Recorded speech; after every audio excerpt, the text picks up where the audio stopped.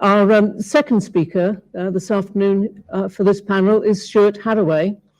Formerly of the research department here at the RAF Museum, Stuart is now with the Air Historical Branch of the Royal Air Force.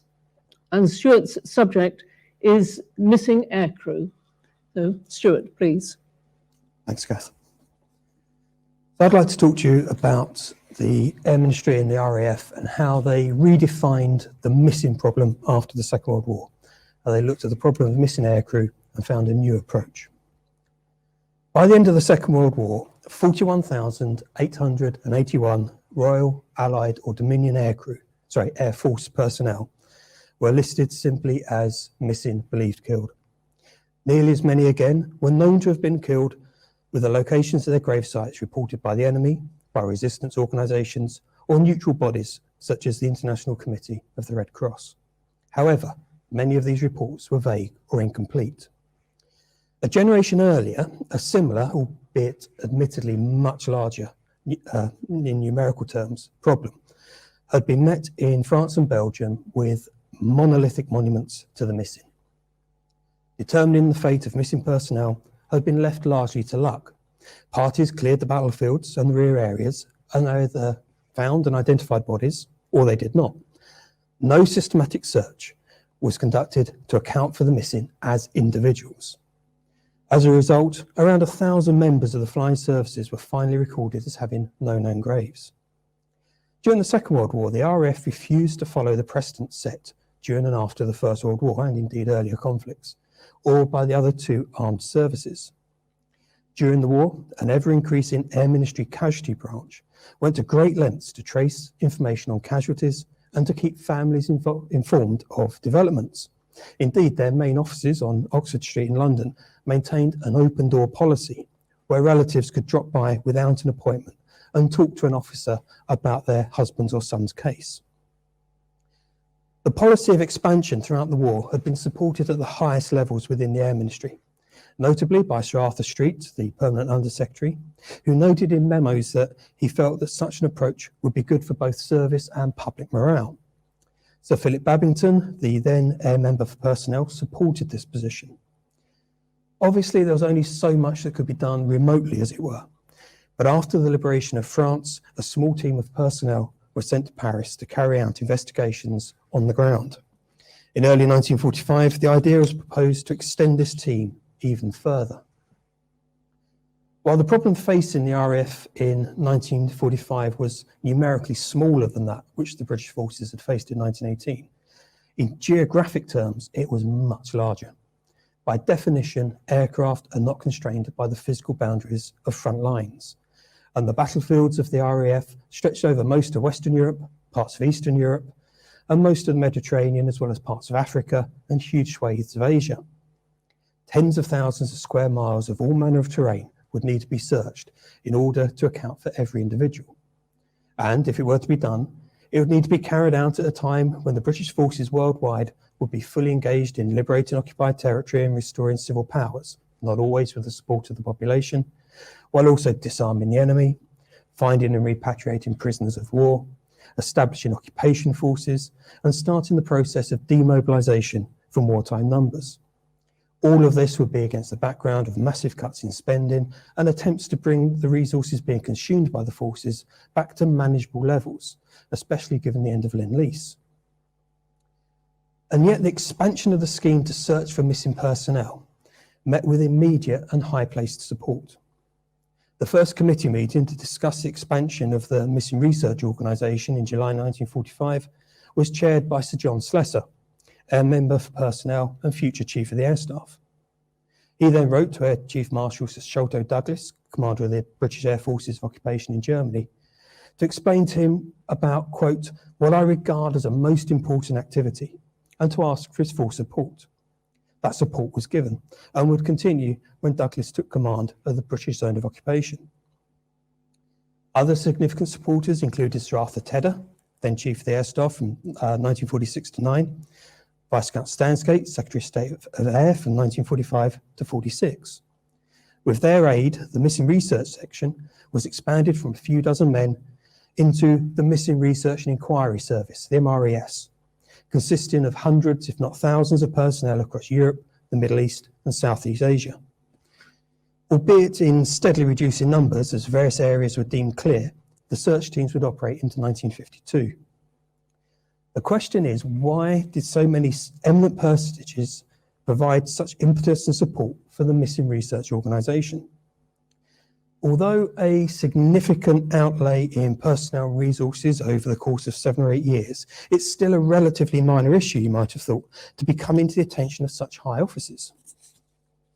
On the surface, the reasons given are the public relations angle, the idea that the RAF cannot seem to lose interest in personnel after they've given their lives in the service of their country. Now, this issue was obviously a major one, and the strength of feeling about it had taken the powers that be by surprise after the First World War. The question of memorials and the siting of cemeteries had already been discussed by the Air Council and even at cabinet level. But there's clearly more than simple PR going on here. For example, in 1946, when the MRES reached an agreement with the Soviet authorities to send teams into their zone of Germany, and were beginning arrangements to send a large team on an extended expedition to Poland, the Joint Intelligence Committee and the Director of Military Intelligence requested that some of their personnel be included incognito. This issue ended up going all the way up to Slessor as the AMP, who refused the request and apparently drove the DMI, General Templar, almost to tears of frustration in the process.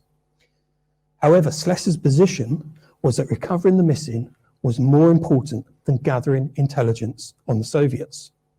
The risk of being found out and having all MRES activities in the East stopped was simply too great.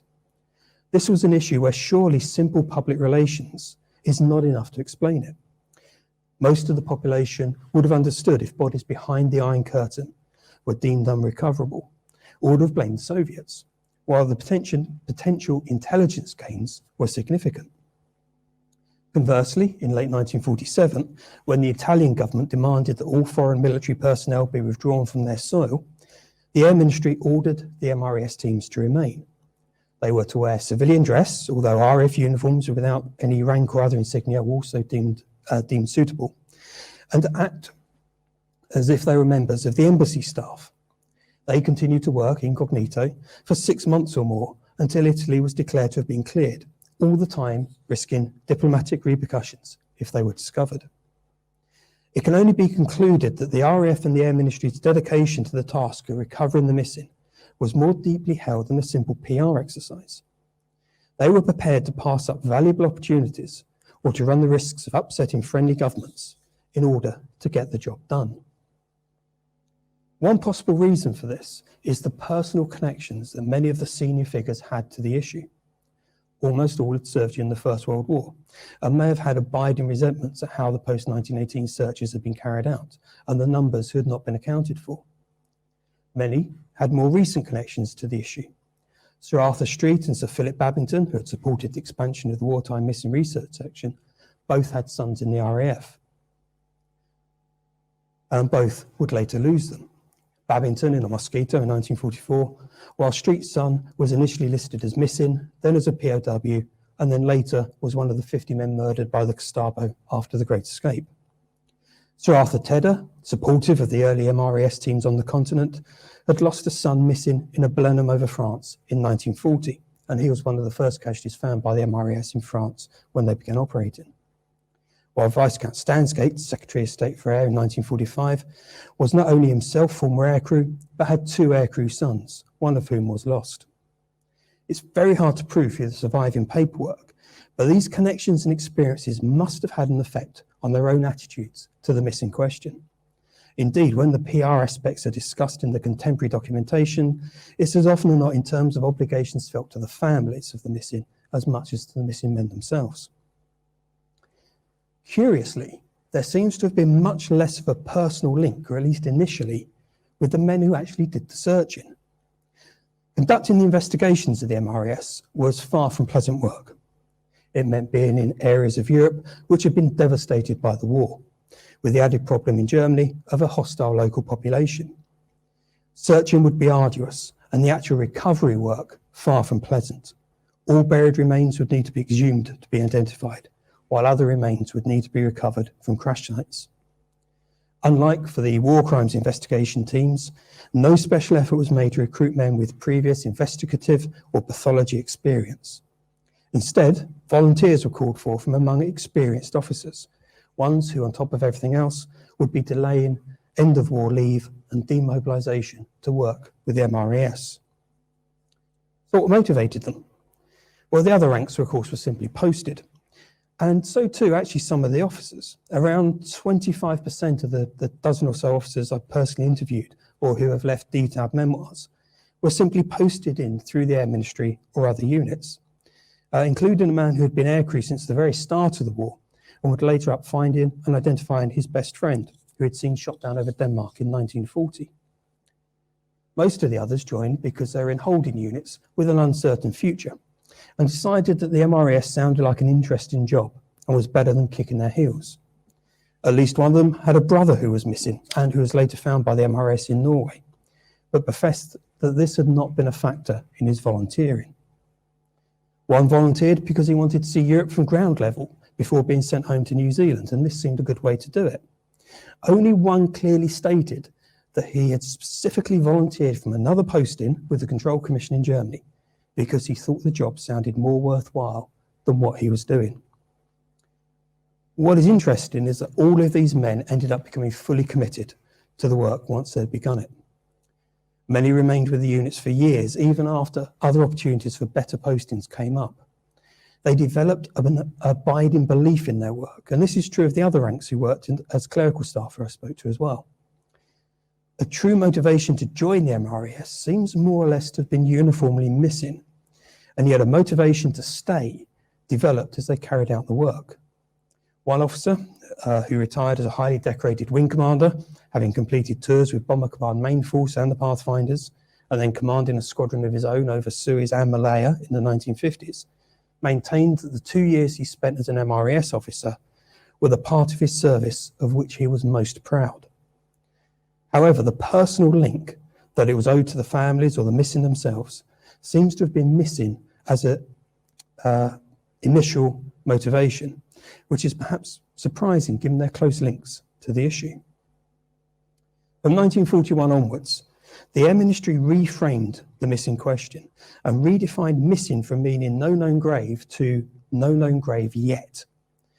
The motivations of the RAF to expend such time and effort on searching for missing personnel is one that still needs deeper study and should provide a rich scene for researchers. We haven't even discussed issues such as the background swell of a more socialist government or nation, with greater value being placed on the individual than perhaps in previous generations, or the growing independence of the RAF. Was part of their motivation simply the principle of doing things differently from the Army and the Navy? Hopefully, future work will answer some of these questions.